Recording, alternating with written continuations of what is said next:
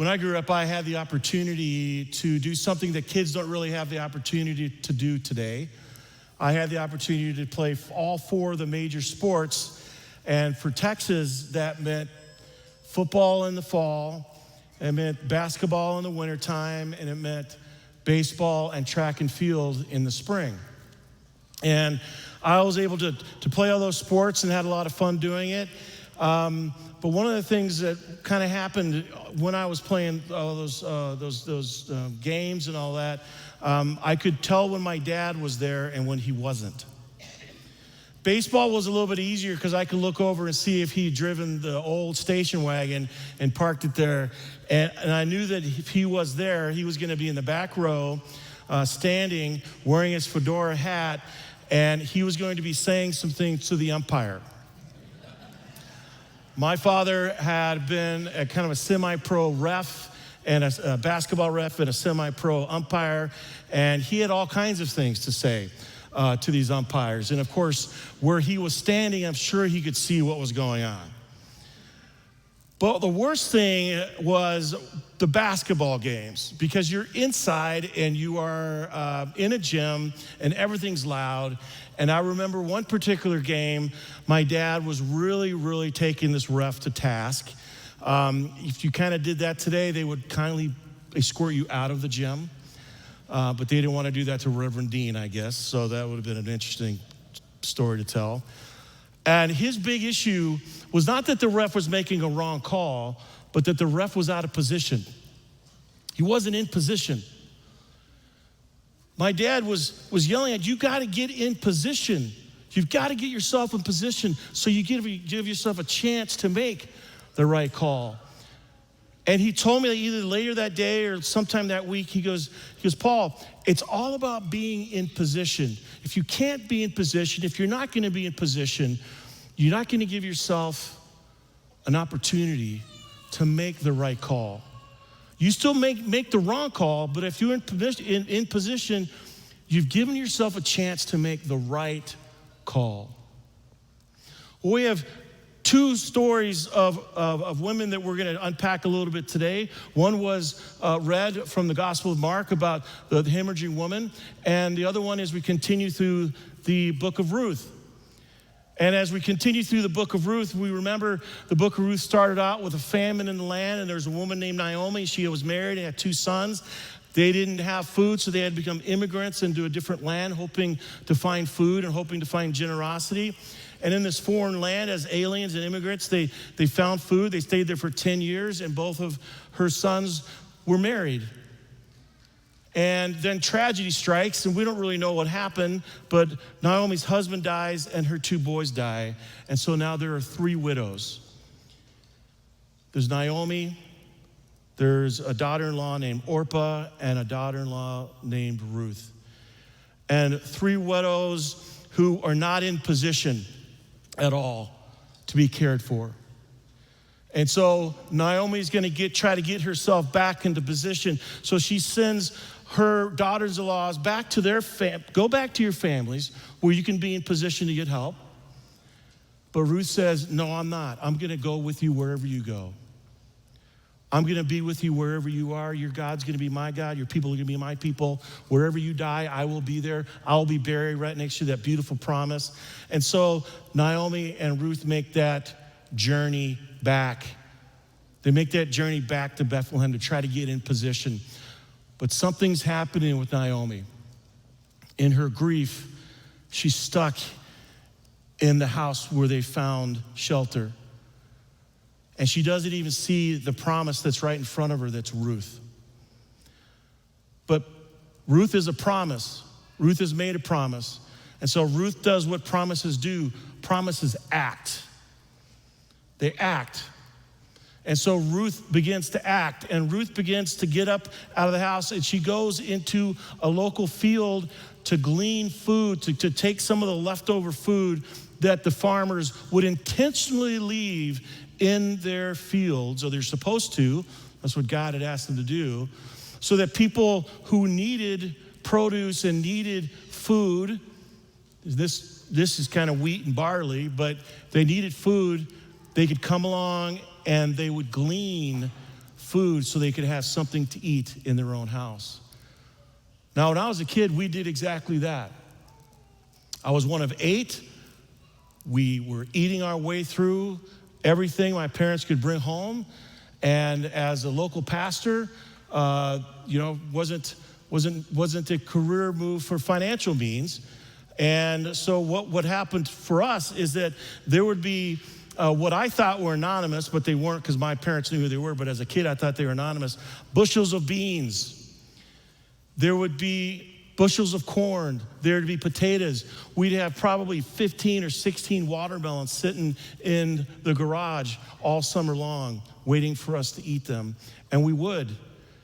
And then there would be fresh baked bread every Saturday morning sitting on our doorstep. And then we would also go out into the fields. We would go pick extra corn. We'd go pick extra potatoes. We would go through all of the different farmers and pick out strawberries and pick out tomatoes just to make ends meet. We go down to the valley, which is an area between the border of Texas and Mexico, and we would get bags of onions from the ground. We would climb into trees and get figs. We would do all kinds of things just to make ends meet. So that's what Ruth was doing. Ruth was in the field, and Naomi was still out of position at home.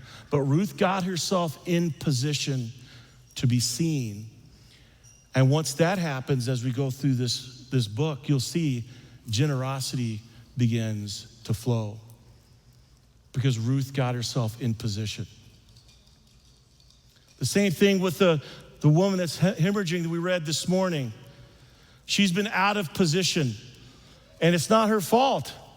She has a disease, but she's been out of position because this disease had made her unclean, and the rest of the community didn't want anything to do with her. So she was shunned by the community. She was intentionally left out of position. But then she heard about Jesus. If you remember the read, all she did was she heard the name Jesus. That's all she heard. She didn't have any background. She didn't know where he came from, what he did. She heard the name Jesus, and she decided to get herself in position. And she did.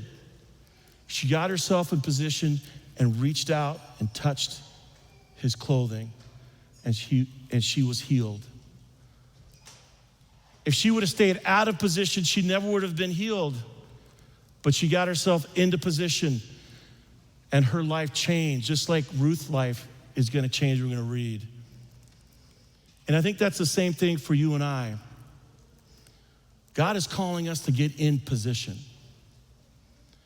And one of the only ways I know about how to get in position is we talked about it, or we sang about it. We sought God, and God heard us. I seek God through prayer. Prayer helps me get in position, helps me get spiritually in position, helps me get emotionally in position, helps me get mentally in position for all the things that I have to do in my life. Not just my work life, but with my friends and with my family.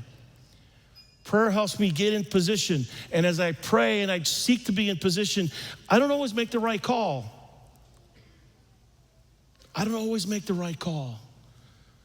But seeking to be in position puts me in a place where I can see everything a little bit more clearly, and I get a chance. To make the right call. Well, I want to share a story with you this morning of a young family who was seeking to be in position with their daughter, a place for their daughter to be welcomed in, a place for their daughter to find community, a place for their daughter to be in position so that she would know Jesus, that she would come to know Jesus even more. So here's their story. I grew up going to Prince of Peace since I was about 8 years old. We came back once we settled down. We're a pretty busy family. Our kids aren't old enough to be in a ton of activities yet, but we like to get out. We are lake people. We like to spend time at the cabin with our friends and family. We were so excited when we were finding out we were going to be able to have another baby to give our oldest daughter a sibling. When Lucy was born, she had some really rare anomalies, such as a bunch of different heart defects, blindness in one of her eyes, very small head measurements, like microcephaly. And we actually had Lucy baptized at Prince of Peace. And I remember that it was the next day that the doctors called us. She was diagnosed with CTNNB1 syndrome, which is a very rare neurodevelopmental disorder. I remember when the nurse called me, she said, most kids with this syndrome never walk, never talk, and never live independently. Probably the hardest news I've ever received in my life. There's constant reminders everywhere in our lives of everything Lucy can't do. And it brings up constant questioning of, will she be accepted? Will she belong? So we signed Lucy up for 3 different summer camps at Prince of Peace this summer. When she first came in here, she just gave me the biggest smile. And I'm like, oh girl. The staff just at those little week-long camps were so welcoming of her and welcoming of the nanny. Didn't ask too many questions or make it difficult to have her join to give Lucy what she needs. Everybody that was on staff that week just fell in love with her. And we even reached out afterwards just asking, like, when is Lucy coming back? After Lucy attended the 3 camps, we wanted to kind of try it out to see how she would do. It was the first time we really felt that proactiveness with someone else being an advocate for our kid, not us having to fight for them. Coming from previous experiences where she was not welcomed or made it feel like she was too difficult, Prince of Peace stepping up that way, I just thought, this is the way a church is supposed to be, welcoming and loving of everyone, especially the most vulnerable. We're not just a preschool, we're a community, and that's the feel that we love to portray here, but we accept all kids because we just believe that all kids are gifts from God. It meant the world to us that she reached out to us specifically. She's just joy. Like, that's how I could describe Lucy, she's joy. It just makes the biggest difference in the world if there's a place that can do that for families.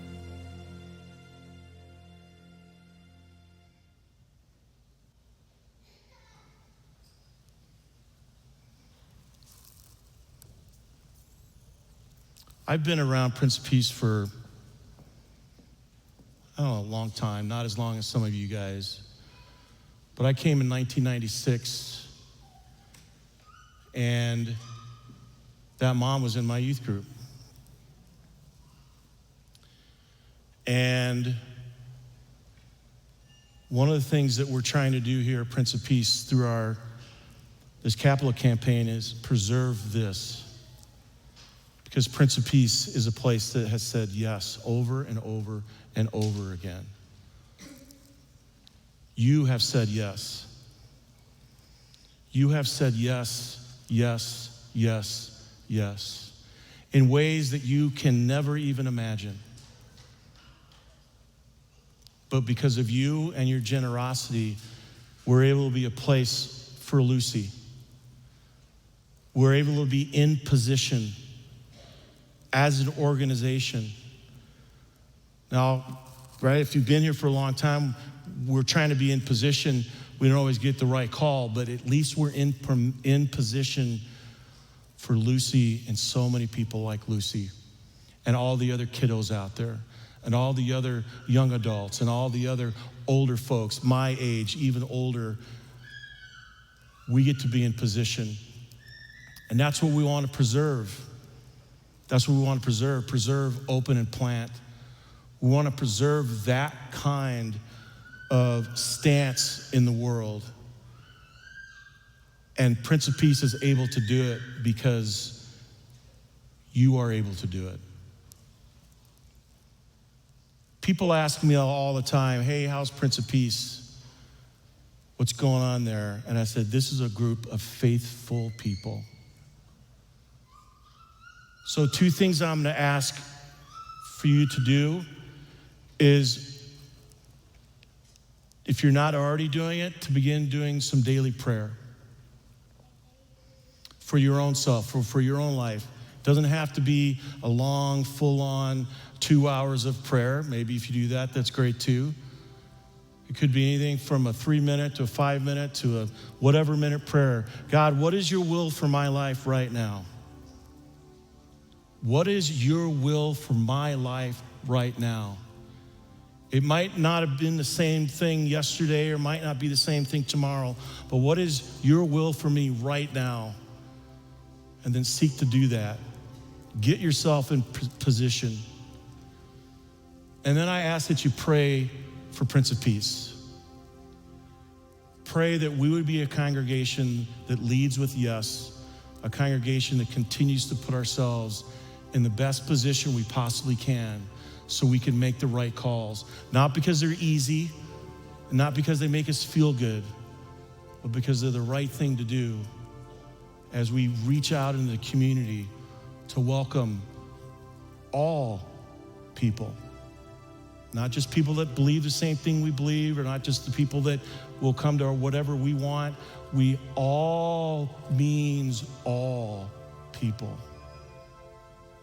And that's the stance, that's the position that God is calling us to be.